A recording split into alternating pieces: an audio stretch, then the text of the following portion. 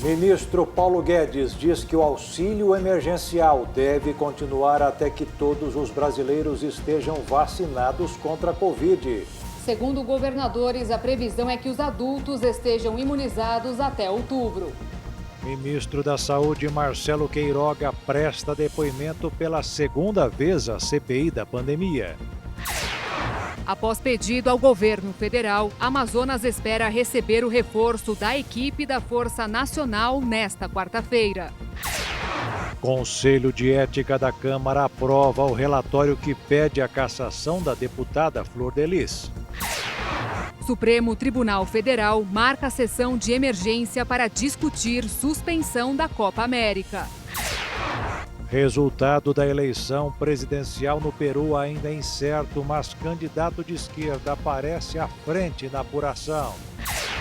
Música e aprendizagem. Você vai descobrir que quanto mais cedo as crianças têm contato com instrumentos musicais, mais inteligentes elas ficam. Agora no Jornal das 22.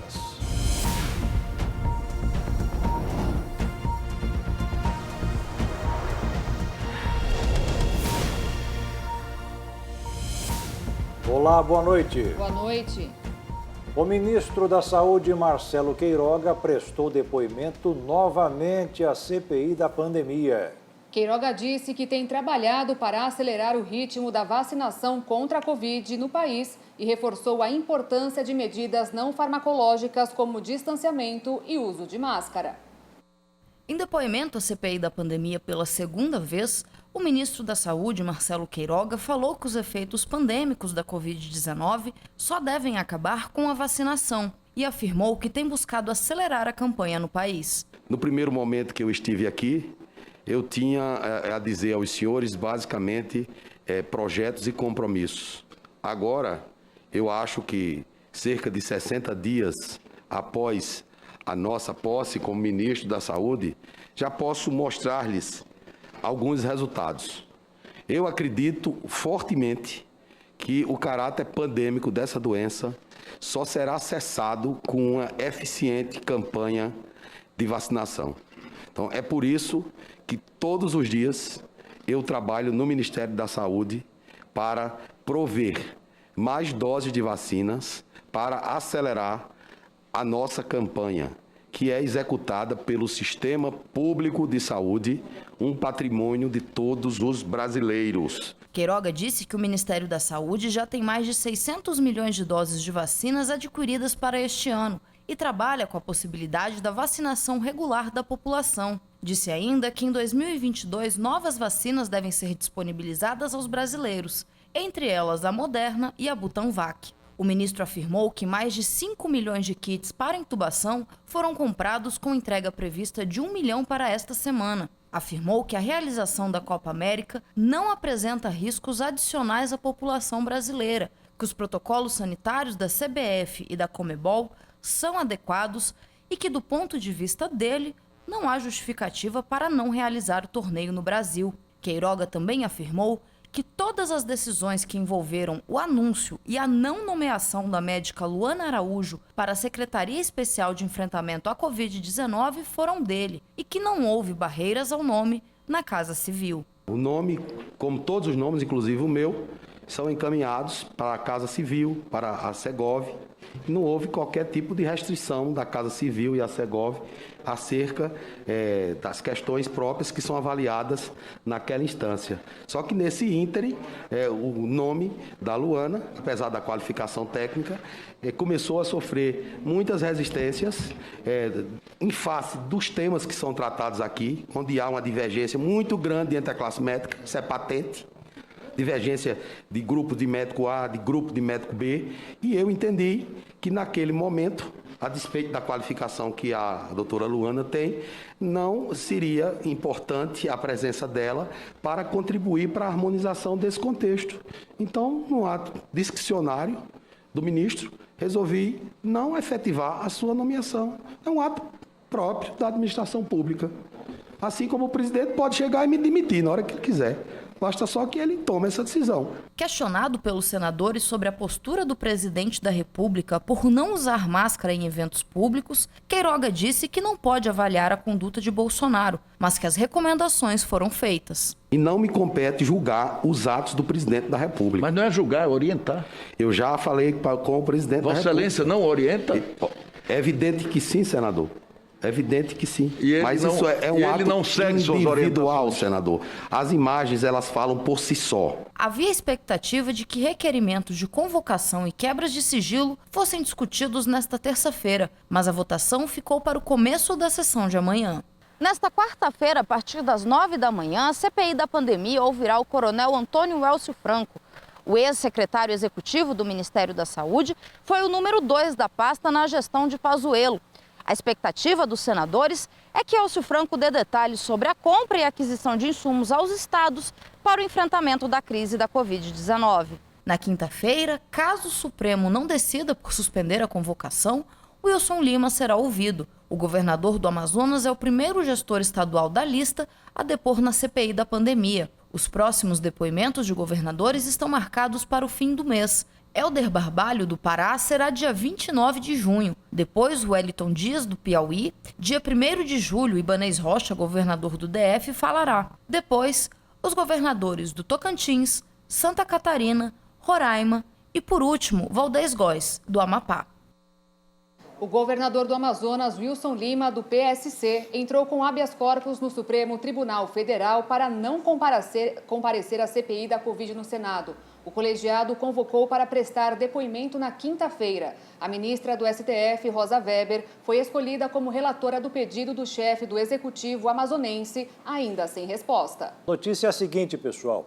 Nós ficamos muito felizes, todos nós aqui da RIT, a Rede Internacional de Televisão, pessoal de vários ministérios de igrejas pelo mundo, principalmente o pessoal da Igreja Internacional da Graça de Deus, que o missionário R.R. Soares, essa notícia é demais, hein? Ele saiu do hospital, ele estava passando por cuidados médicos, saiu do hospital hoje, o filho dele, o Marco Soares, deputado federal pelo Rio de Janeiro, divulgou um vídeo agora à tarde e nós vamos mostrar agora para você. Já estamos aqui com o nosso chefe missionário R.R. Soares. Já está liberado aqui, ó, para todo mundo, felicidade de todos. Acabou de sair aqui, recuperado, para felicidade geral e oração de todos. Obrigado, Jesus. Que beleza, hein? Eu quero pedir para o Val, nosso diretor, mostrar só o vídeo. Quero só fazer um comentário em cima desse vídeo tão bonito, um vídeo familiar. Nós vemos na cena. O Val vai colocar de novo. Esse moço aí é o Marco Soares.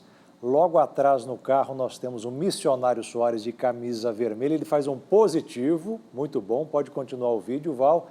E do lado do missionário Soares, a esposa, Dona Madalena Soares. Eles passaram momentos de aflição, mas enfim, venceram. E a frase do missionário Soares diz tudo. Obrigado, Jesus. Tá aí.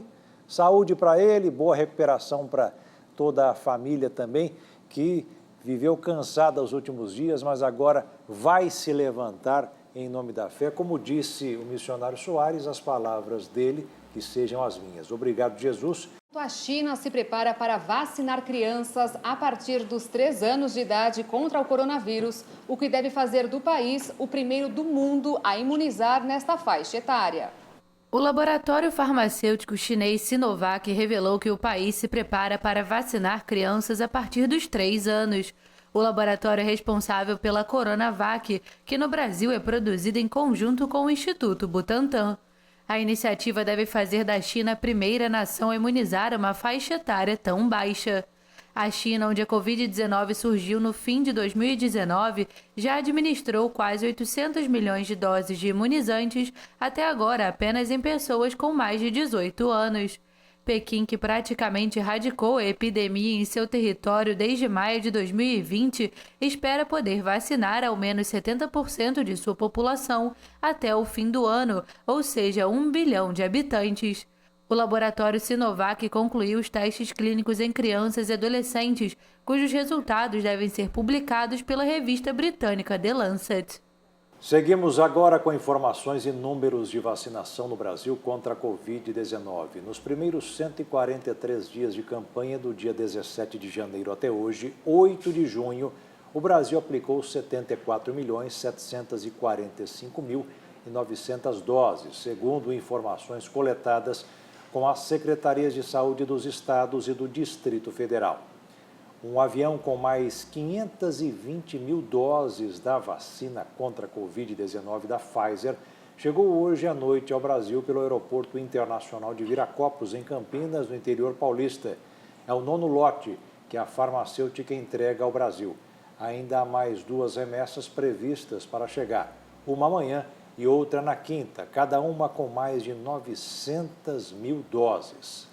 A Organização Mundial da Saúde pediu que fabricantes doem vacinas para o COVAX, programa criado para garantir uma distribuição justa de imunizantes contra a Covid.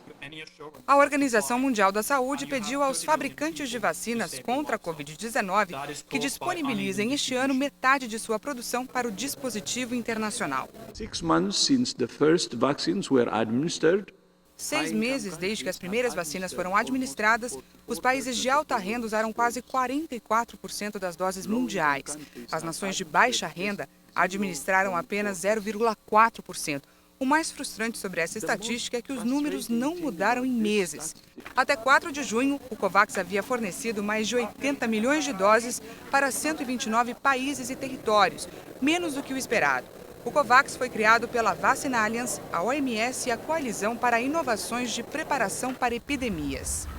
Seguimos com o ranking de imunização no mundo. Até agora, de acordo com a Universidade de Oxford, 2,180 bilhões de unidades de vacinas anti-Covid já foram aplicadas em todo o mundo. A líder China já ultrapassou 794 milhões de doses. Em seguida, os Estados Unidos têm quase 303 milhões. Na terceira posição, com quase 230 milhões e meio, está a Índia. O Brasil segue na 4ª colocação e hoje se aproxima dos 75 milhões de doses aplicadas. E fechando o ranking dos 5+, o Reino Unido, que supera os 68 milhões de doses até agora. De acordo com o Ministério da Saúde, nas últimas 24 horas, o Brasil teve 2.378 mortes por Covid-19 e quase 53 mil novos casos no mesmo período. O mundo registra 173.824.673 pessoas contaminadas pela Covid-19 e 3.743.066 vítimas fatais. Os Estados Unidos são os mais afetados pela doença, somando 33.388.341 casos e um total de 598.359 mortes. A Índia é o segundo país mais afetado por contaminação e até esta terça-feira tem 28.996.473 pessoas contaminadas pelo coronavírus. O Brasil, em terceiro, soma 17.037.129 pessoas que testaram positivo e registra 476.792 que não resistiram. A França tem 5.781.553 casos registrados da doença. E a Turquia contabiliza 5.300.236 diagnósticos até o momento. E veja a seguir, vendas do varejo no Brasil têm a maior alta para o mês desde o ano 2000. E ainda, ministro Paulo Guedes diz que o auxílio emergencial continuará até que todos os brasileiros estejam vacinados contra a Covid-19.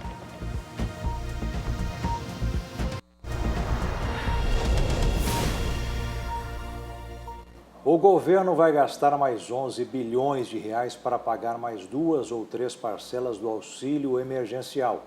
O ministro da Economia, Paulo Guedes, disse que o benefício deverá continuar até que todos os brasileiros estejam vacinados contra a Covid-19. Este ano, o auxílio começou a ser pago no dia 6 de abril e a previsão vai até julho, com parcelas que variam de R$ 150 a R$ 350. Mas, como explicou o ministro Paulo Guedes, Os governadores garantem que até outubro todos os adultos estarão vacinados contra a Covid. Por isso, a União deverá estender a ajuda até que o objetivo de imunização esteja cumprido. O total previsto para este ano é de 44 bilhões de reais. Um dinheiro que fica fora do teto de gastos, para evitar que o governo seja enquadrado no crime de responsabilidade fiscal. E é este recurso, segundo o Banco Mundial, que está ajudando a economia do Brasil. Sua previsão é a de que o PIB do país cresça 4,5%, com grande ajuda do benefício. E segundo o ministro Paulo Guedes, logo depois de encerrado o período do auxílio emergencial, o governo vai apresentar o Bolsa Família completamente reformulado. A Caixa Econômica liberou para saques e transferências a segunda parcela do auxílio emergencial para os nascidos no mês de maio, que não fazem parte do Bolsa Família. A terceira parcela para este grupo será paga no dia 30 de junho. O comércio varejista cresceu em abril e retomou o nível pré-pandemia. Segundo o IBGE, o resultado positivo de vendas em relação a março é o maior do setor em mais de 20 anos. As vendas do comércio varejista no Brasil subiram 1,8% em abril, na comparação com março. Segundo o IBGE, essa é a maior alta para o mês desde o ano 2000. O resultado reverte a perda registrada no mês de março e coloca o setor acima do patamar de antes da chegada da pandemia do novo coronavírus no país. O segmento agora acumula crescimento de 4,7% no ano e de 3,6% nos últimos 12 meses. O resultado positivo foi puxado por 7 das 8 atividades investigadas pela pesquisa, sendo a maior alta no setor de móveis e eletrodomésticos. Outras variações positivas vieram dos setores de vestuário e calçados, equipamentos e material para escritório, artigos de uso pessoal e doméstico e livros e papelaria. O único resultado negativo do mês de abril partiu do grupo de produtos alimentícios e bebidas. O Senado aprovou a medida provisória que facilita que as pessoas físicas e jurídicas consigam dinheiro emprestado durante a pandemia. A proposta de autoria do governo dispensa a apresentação de uma série de documentos, como certidões negativas e comprovação de dívidas de impostos. Para entrar em vigor, a MP foi enviada para assinatura do presidente Jair Bolsonaro. No mercado financeiro desta terça-feira, o dólar fechou em queda, mas perto da estabilidade, com os investidores à espera de dados sobre a inflação dos Estados Unidos, após a divulgação das vendas do comércio em abril pelo IBGE. A moeda norte-americana recuou 0,02% e encerrou o dia cotada a R$ 5,033 na venda. Uma moeda de ouro americana de 1933 foi leiloada hoje na Sotheby's de Nova York por 98 milhões de reais. O valor é um recorde, quase 5 milhões a mais do que o máximo estimado. As pessoas costumam não ligar muito para as moedas no Brasil, mas imagina se uma chegasse ao valor de quase 100 milhões de reais.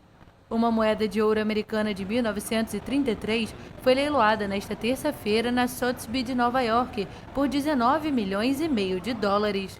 O exemplo faz parte da última série de moedas de ouro conhecidas como Double Eagle, emitidas pela Casa da Moeda Americana. Ela é a partir de agora a mais cara do mundo.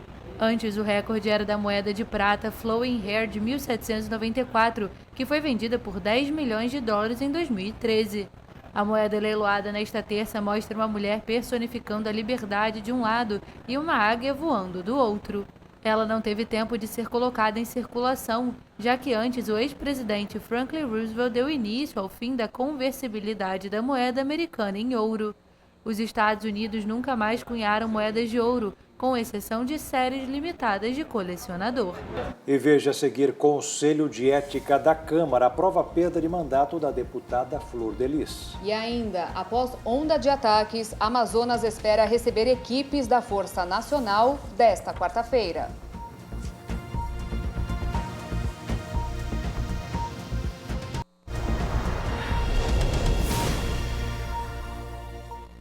A Força Nacional está a caminho do Amazonas e deve começar o trabalho nesta quarta-feira. A autorização do reforço para o Estado foi publicada no Diário Oficial da União desta terça-feira. De Brasília, Jaqueline Fonseca tem as informações. O governo do Amazonas espera receber a Força Nacional lá no estado nesta quarta-feira. A autorização do envio da Força Nacional foi dada pelo ministro da Justiça e Segurança Pública, Anderson Torres, através de portaria publicada no Diário Oficial da União desta terça-feira e tem validade por 30 dias. Além da Força Nacional, a Polícia Rodoviária Federal cedeu agentes de Roraima e Rio de Janeiro para ajudar a controlar a situação no estado. Os reforços foram autorizados depois que o Amazonas sofreu uma onda de ataques violentos.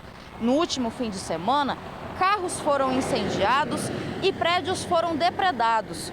A ordem dos ataques teria saído de dentro de um presídio da capital e teria sido em represália à morte de um traficante conhecido na região.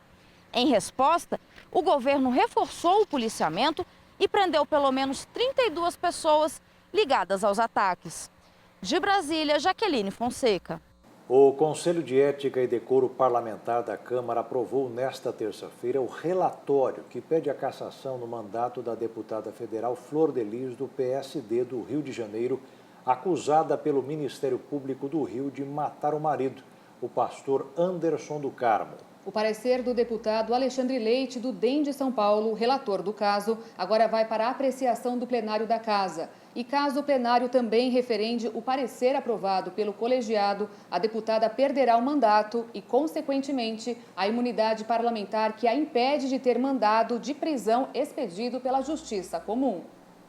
A deputada federal Flor Delis é ré na investigação da morte do pastor Anderson do Carmo. Flor Delis responde por homicídio triplamente qualificado, motivo torpe, emprego de meio cruel e de recurso que impossibilitou a defesa da vítima, tentativa de homicídio, uso de documento falso e associação criminosa armada. Segundo o Ministério Público e a Polícia do Rio de Janeiro, Flor Delis colocou veneno na comida do marido e comprou a arma do crime. A deputada não pode ser presa devido à imunidade parlamentar, por meio da qual somente flagrantes de crimes inafiançáveis são passíveis de prisão. Antes da votação, Flor Delis negou o crime e pediu para que os deputados não votassem a favor da cassação. Ela ainda poderá recorrer ao Conselho de Constituição e Justiça da Câmara, que analisará apenas aspectos regimentais ou constitucionais, não o mérito do relatório. Após a notificação oficial do resultado, ou seja, a publicação da ata da reunião, a deputada terá 5 dias úteis para apresentar seu recurso. A CCJ poderá aprovar ou não o recurso da deputada. Se rejeitar, o processo irá para o plenário, que pode aprovar a perda do mandato da parlamentar. O presidente da Câmara, Arthur Lira, não tem prazo para pautar o parecer. O presidente francês Emmanuel Macron foi surpreendido hoje com um tapa no rosto durante uma visita na região do Drôme, no sudeste do país. Um susto para os seguranças e para o presidente francês. Emmanuel Macron foi esbofeteado por um homem nesta terça-feira quando cumprimentava um grupo de pessoas no município de Tain-l'Hermitage. Os guarda-costas intervieram rapidamente. O momento foi captado por câmeras amadoras e postado nas redes sociais. 2 pessoas foram detidas após o episódio e interrogadas. Antes da agressão, Macron havia visitado uma escola secundária e seguiu com os compromissos na região após o tapa. Políticos partidários e de oposição condenaram a agressão. Israel deve passar por uma mudança no governo nos próximos dias. A oposição ao primeiro-ministro conseguiu formar uma aliança e agora será avaliada pelo parlamento do país. O presidente da Câmara, Yariv Levin, aliado do partido de direita do atual primeiro-ministro Benjamin Netanyahu, deu até 7 dias antes do voto decisivo de confiança para a coalizão formada no dia 2 de junho. A votação é a última etapa antes da chegada ao poder da aliança estabelecida pelo líder da oposição, Yair Lapid, com 2 partidos de esquerda, 2 de centro, 3 de direita e um árabe. O grupo conta com votos suficientes no parlamento para encerrar os 12 anos de governo de Netanyahu. Mas tudo é possível em uma semana, especialmente dada a vontade do primeiro-ministro de lutar até o fim. Os membros do pacto do governo queriam organizar a votação a partir de quarta-feira, mas Levin anunciou que vai usar os 7 dias exigidos por lei até segunda-feira, 14 de junho, para organizar a consulta formal, sem fixar uma data. Naftali Bennett, futuro primeiro-ministro designado e líder do Yamina, partido de extrema-direita, fez um apelo a Levin, membro do atual partido governante Likud, a não perder tempo. De acordo com Bennett, Netanyahu está pressionando para adiar a votação para tentar encontrar desertores e ainda acusou o ex-mentor de praticar a política da terra arrasada. O resultado da eleição presidencial no Peru ainda é incerto. O candidato Pedro Castillo aparece à frente na apuração dos votos, mas a adversária Keiko Fujimori denunciou fraude. A incerteza aumenta no Peru nesta terça-feira, enquanto a apuração dos votos do segundo turno presidencial avança de maneira lenta. O candidato de esquerda Pedro Castillo lidera a votação, mas a rival de direita Keiko Fujimori denunciou indícios de fraude, possibilidade descartada por observadores. Castillo, um professor de escola rural, aparece em primeiro lugar na contagem oficial com 50,2% dos votos, contra 49,7% de sua adversária, após a apuração de pouco mais de 95% das urnas da eleição de domingo. De acordo com fontes do Escritório Nacional de Processos Eleitorais, a disputa continua com o final aberto. A filha do detido ex-presidente Alberto Fujimori denunciou na segunda-feira irregularidades e indícios de fraude depois que o rival passou a liderar a apuração. Keiko chegou a estar à frente, mas a vantagem dela caiu na segunda-feira com o avanço da contagem de votos nas zonas rurais e áreas de selva.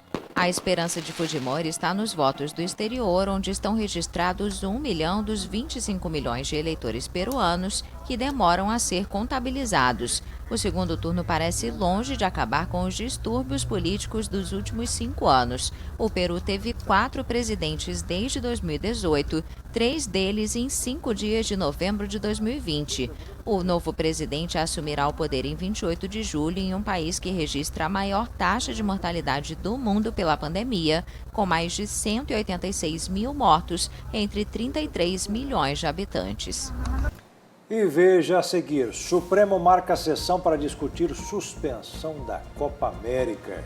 E você vai descobrir que crianças que têm contato com instrumentos musicais ficam mais inteligentes.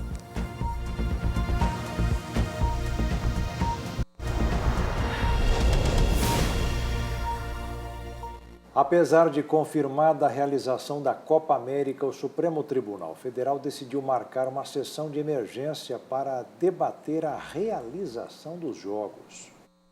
A ministra do Supremo Tribunal Federal, Carmen Lúcia, marcou para a próxima quinta-feira uma sessão extraordinária para debater a realização da Copa América no Brasil. A competição sul-americana deve iniciar no dia 13 de junho. O pedido de análise foi impetrado pelo Partido Socialista Brasileiro e pelo deputado Júlio César Delgado, do PSB de Minas Gerais. E segundo o que determinou a ministra, o representante do PSB e da Procuradoria-Geral da República deverão apresentar seus argumentos já nesta quarta-feira, e os ministros terão 24 horas para se manifestar e apresentar os votos. O partido e o deputado argumentaram na petição inicial que o Brasil passa por um momento delicado e a realização do evento pode afetar ainda mais o sistema hospitalar nacional. O Brasil virou sede da Copa América após atender ao pedido da Confederação Sul-Americana de Futebol, a Conmebol, que se viu sem saída para o torneio, já que a Colômbia e a Argentina não puderam receber mais a competição. A decisão também causou uma crise envolvendo a seleção, o técnico Tite e a Confederação Brasileira de Futebol. Nesta terça-feira, o ministro da Saúde, Marcelo Queiroga, afirmou que a realização da Copa América no Brasil não aumenta o risco de disseminação da Covid-19, porque os protocolos são suficientes.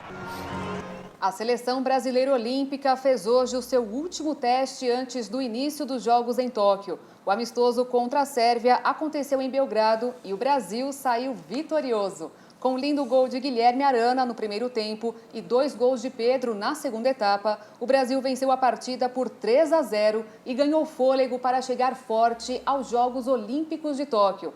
Agora, os atletas têm até o dia 17 de junho para esperar a convocação definitiva. O técnico André Jardine só poderá chamar 18 jogadores para disputar as Olimpíadas. Os Jogos Olímpicos se aproximam e o Comitê Brasileiro tem motivos para festejar. Hoje, a entidade comemorou os seus 107 anos de fundação.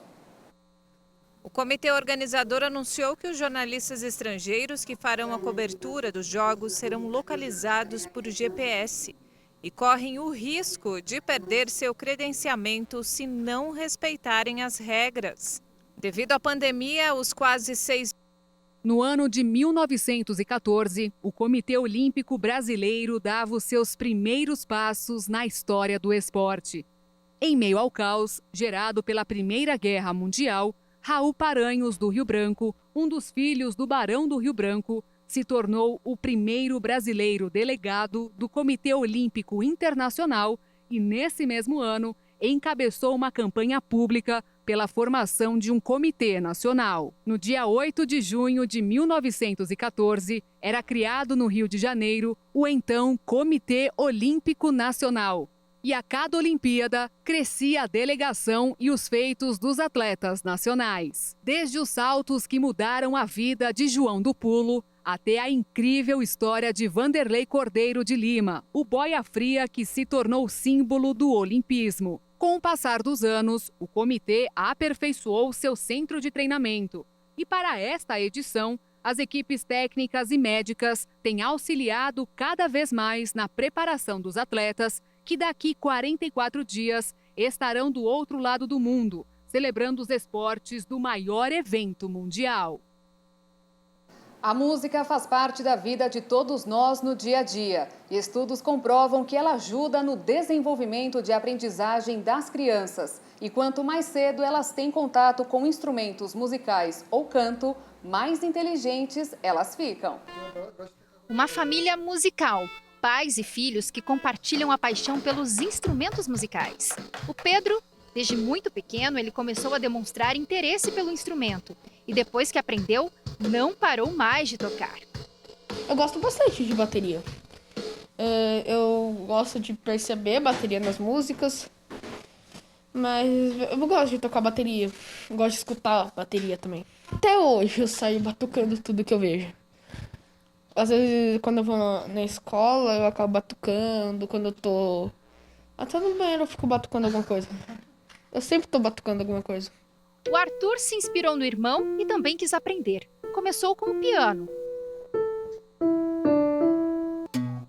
Só que ele não se contentou apenas com um instrumento. Além do piano, ele também sabe tocar guitarra e violão. Um instrumento que eu mais gosto de tocar é o violão, porque não precisa ligar na tomada que nem a guitarra. E também que ele é mais... Pra mim ele é mais fácil de tocar do que o piano. O piano foi o primeiro instrumento que eu comecei a tocar. E eu era muito pequeno, uns 4, 5 anos. E aí eu falei, não quero mais tocar piano. E aí eu comecei a tocar guitarra. Por que você gosta tanto de tocar algum instrumento musical? Porque eu acho muito legal. Saber tocar algo e ainda ser uma música que você gosta de ouvir, assim. O Felipe, que tem só 2 aninhos, ainda não entende nada de música, mas já está no caminho da iniciação musical. O que não falta nessa casa são instrumentos musicais. Tem cavaquinho, ukulele, violão, guitarra, bateria, piano. A iniciação musical aqui começou muito cedo e de uma forma super natural. Olha, não sei se foi inspiração por eu tocar, mas a gente sempre escutou música em casa, a gente sempre gostou de música. E o Pedro sempre demonstrou interesse por batucar as coisas. Ele sempre gostava de ouvir as coisas e batucar. Então, dali para a bateria foi um pulo, né?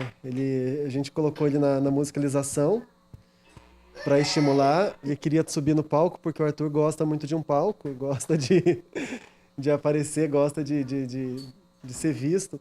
E ele queria aparecer no palco, e para aparecer no palco ele tinha que aprender algum instrumento. Aí ele foi para teclas, depois ele foi para cordas, e também foi curtindo, foi evoluindo. Mas a influência é mais no que a gente ouvia em casa.